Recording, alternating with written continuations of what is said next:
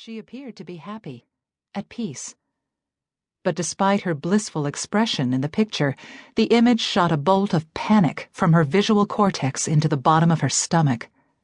She inhaled to suppress a rising wave of nausea. "You've heard what they say about pictures and 1,000 words. She'd pulled her gaze from the picture just long enough to look up at Detective Shannon. His cliched words echoed in her ears, her pulse playing background percussion as her eyes returned to her own image. There was no question that the man in the photograph was Drew Campbell. And even though the cognitive part of her brain was screaming at her not to believe it, she had to admit that the lips accepting his kiss were her own. She ran her fingertips across the print, as if the woman in the picture might suddenly turn her head so Alice could say, "Sorry, I thought you were someone else."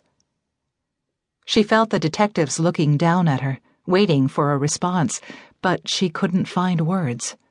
All she could do was shake her head and stare at the photograph.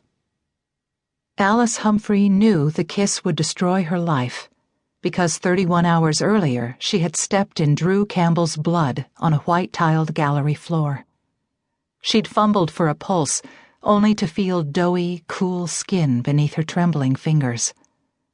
And until she'd seen this picture, she would have sworn on her very life that, other than a handshake, her palm pressed against his still carotid artery was the only physical contact she'd ever shared with the man.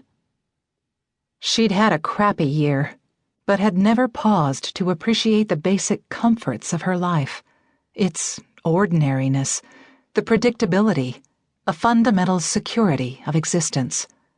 All of that was in the past now. Alice had no idea what would happen next, but she knew the photograph would shatter everything. And she knew this was only the beginning. Part 1. Too Good to Be True. Chapter 1. 4 weeks earlier. Most of the best things in life came to Alice organically, not because she asked, not because she looked, not because she forced. They happened because she stumbled onto them. The high-flying philosophical question of whether the pieces of her life fell into place through luck, randomness, fate, or unconscious intuition was way above her pay grade, but somehow things usually worked out for her. She ended up an art major because a course she took on the art of Italian Renaissance courts turned out not to count toward her declared history concentration. She wound up back in Manhattan after college because she followed a boyfriend home. She'd found her current apartment when she overheard a man sitting next to her at a bar tell his friend that he'd been transferred to the Los Angeles office and would have to break his lease. The opportunity Drew Campbell handed to Alice came not only when she'd needed it most, but also in a way that felt exactly as it should. Natural, discovered, meant to be. The gallery was in the Fuller Building, one of her favorites. She paused on her way in to admire the Art Deco features dotted generously inside and out.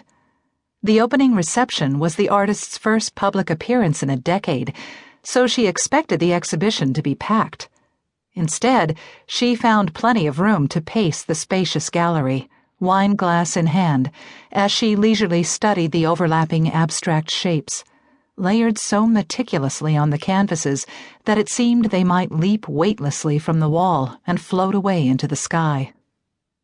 She noticed him before he ever approached her, flipping through the price list as he admired one of the larger works, a carnival scene in oil. Beneath a few days of fashionable stubble, his face was very severe, in a way that was both handsome and out of place in a frou-frou gallery, but his clothing signaled he was in the right spot. She watched him speak to the emaciated, black-bunned woman she recognized as the gallery's owner. She wondered what he'd be paying for the canvas. Alice was pleased when she felt him looking at her.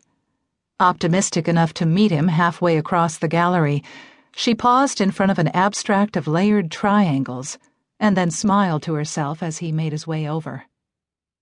"It's a shame there aren't more people here," he said.